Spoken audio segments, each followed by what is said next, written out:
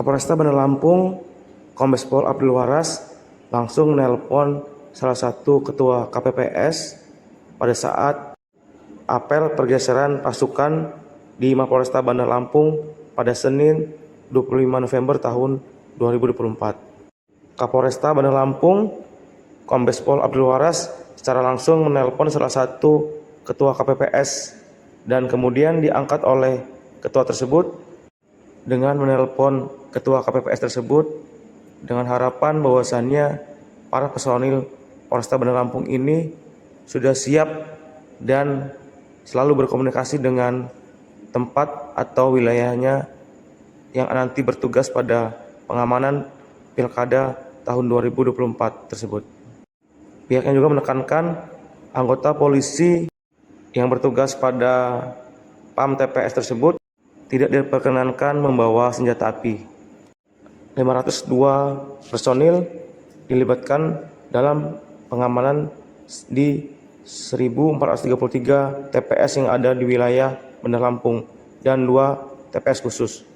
Ada 4 TPS yang rawan, diantaranya di Kelurahan Raja Basa Jaya, Tanjung Senang, Kedaton, dan Kecamatan Panjang yang sulit dijangkau.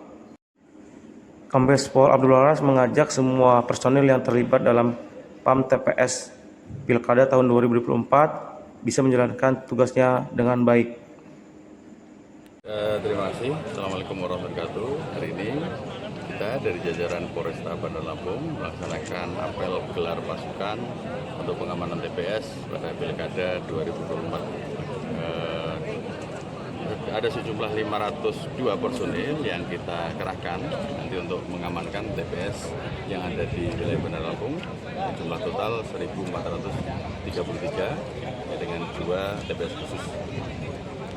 Hal ini dilaksanakan ada rentang waktu sehingga mereka atau teman-teman petugas PAM TPS ini bisa segera untuk komunikasi dengan KPPS dan juga langsung mengecek lokasinya, melihat dan mengamati potensi-potensi yang ada di situ sehingga mereka bisa mapping pada saat pelaksanaan pencoblosan bisa berjalan dengan aman, lancar seperti yang kita menindaklanjuti direktif dari Bapak Kapolda Lampung bahwa setiap petugas kita yang akan mengamankan di TPS tidak ada yang membawa senpi.